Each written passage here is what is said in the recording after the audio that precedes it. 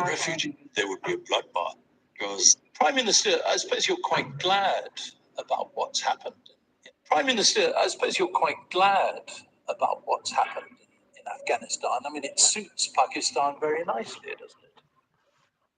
John, I'm glad because we were anticipating sort of bloodbath that took place after the Soviets withdrew from Afghanistan in 1989.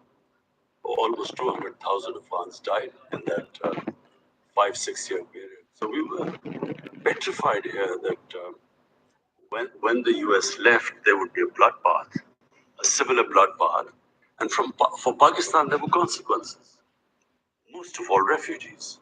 We already have 3 million refugees, and we have no capacity to take any more. And secondly, if there was a protracted civil war in Afghanistan, which is also what we feared, because we never thought Taliban would just take over Afghanistan. Thought they would immediately take over areas, but there would be, we thought, a civil war. So that too would have had implications for Pakistan. So from that point of view, no bloodshed, relatively, it has been a peaceful takeover. So up to now, yes. But what happens from now onwards is a lot of concern to us. The Taliban are really a Pakistani creation. Absolutely not. Taliban were creation of the environment after the Soviets left. The warlords started fighting each other. And in that chaos emerged Taliban. And why did Taliban people a semblance of rule of law, which did not exist before? Previously, when this is before Taliban took over, every 50 miles there was a checkpoint. There was a warlord who would then take money. And so it was a fractured Afghanistan after the Soviets left. So Taliban gave people a semblance of rule of law. And that's why they prevailed in Afghanistan. And so, excuse me, you're saying there wasn't a rule of law in Afghanistan for the last 20 years when people's lives were lifted up beyond anything they'd ever experienced? John, I'm talking about when Taliban took over in 96. I'm talking about that period, from 96 to 2001. So they were not a creation of Pakistan. Pakistan actually was backing Gulbuddin Hekmatyar. He was the faction Pakistan was backing against Ahmad Shah Massoud. Another extremist, another Islamic extremist. Extreme. Well, all the Mujahideen were religious, fighting in the name of religion. They were doing jihad. So they were all Mujahideen. They weren't secular people who were fighting the Soviets. But all I'm saying is that when we backed one faction, in my opinion, we made a huge mistake. Because we should not have interfered. We should have just, whatever government the Afghans wanted, we should have backed them. So when you back one faction, the other turns against you. So in my opinion, it was a mistake. Pakistan made a mistake. But Taliban came out of nowhere at that time. Yeah, I'm talking about 96.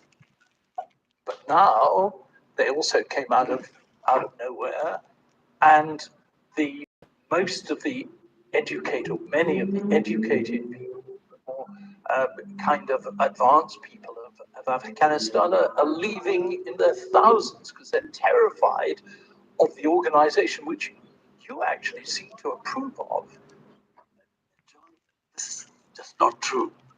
First of all, you must understand that Afghanistan has a history. Afghanistan has resisted invaders throughout their history. I mean, you would know the British in 1842 when they invaded Afghanistan. Initially, it's a country which is easily invaded, but then starts the resistance and slowly it grows. It happened against the British.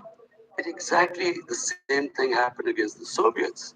Initially, there was hardly any fighting, but then gradually, even when almost 1 million Afghans died, the fighting was more intense at the end. So similarly, when the Taliban were dislodged in 2001, initially there was nothing. But gradually the resistance grew. And from people like us from 2008 onwards, I went specifically to America to tell the think tanks. I met Senator Joe Biden, I met John Kerry, a senator at the time, and I explained to them there was not going to be a military solution. And at that time, they political solution. In other words, sort of an inclusive government.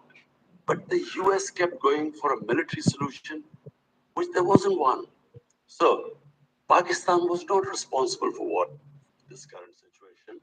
It was actually the coalition trying to find a military solution, which didn't exist. And secondly, and John, we never knew what the US, what their idea of victory was in Afghanistan. I mean, if it was Al Qaeda and Osama bin Laden, Al Qaeda was decimated in the first 2 years. It was finished. So, what did US hope to achieve? Nation building, democracy, liberating their women. Whatever these aims were, these were not going to be attained through military action.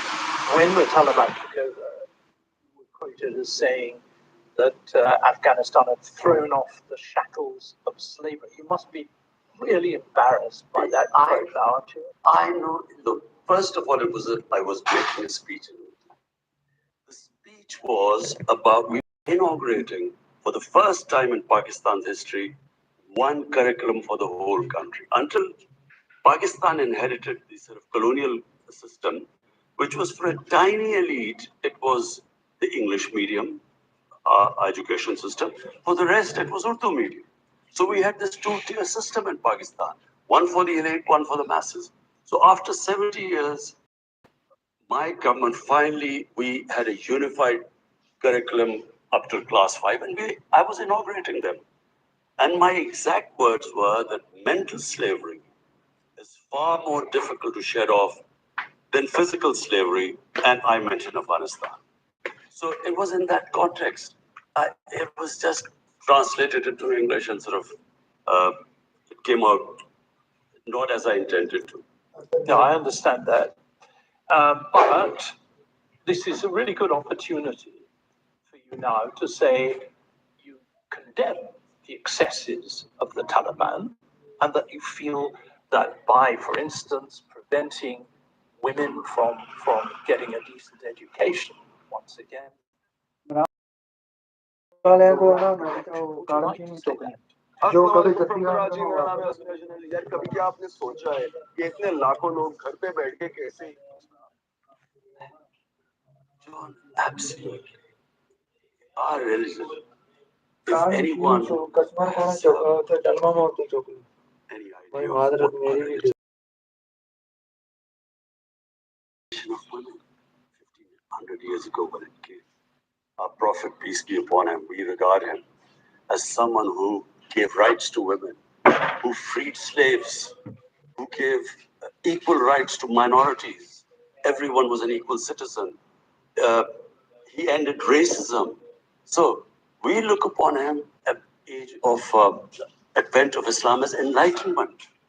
And so whenever the idea that women should not get educated is just not Islamic. It might have been some rural culture in Afghanistan, but it is nothing to do with religion. And can I say what the Taliban, the statements they have made since they've assumed power, I mean, it's very encouraging. They have said they will have an inclusive government. They have said they'll give women can have can work, can have education. They will give amnesty to everyone. The soil won't be used for terrorism by anyone. Uh, you know, these are encouraging statements.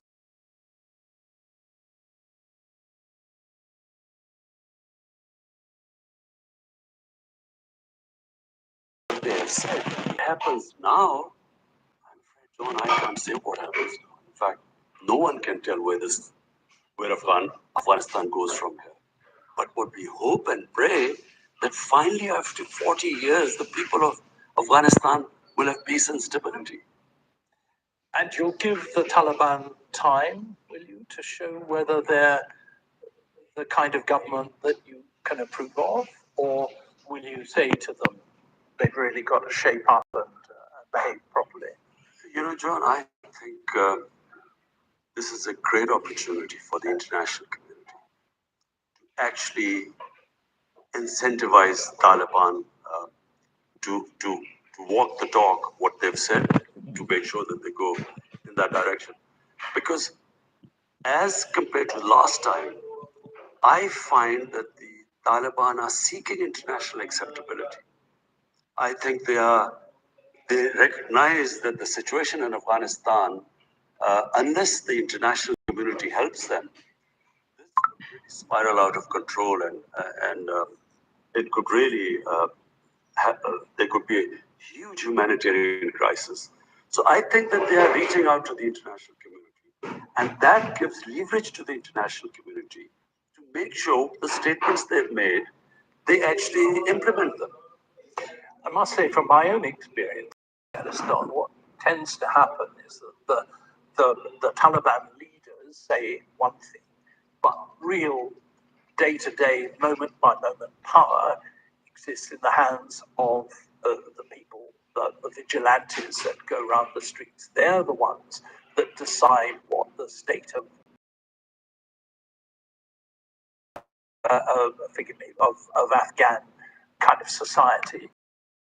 And it doesn't really matter what the top Taliban leaders say. Life is still going to be pretty terrible for ordinary Afghans.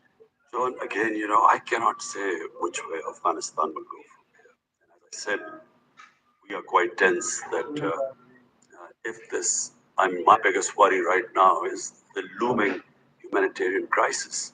Because remember, 75% of Afghanistan's budget was foreign aid. So once you take away the foreign aid, they are facing a huge crisis ahead. So where Afghanistan goes from here, I don't know. But all I can say is that they clearly, from watching from outside, they are.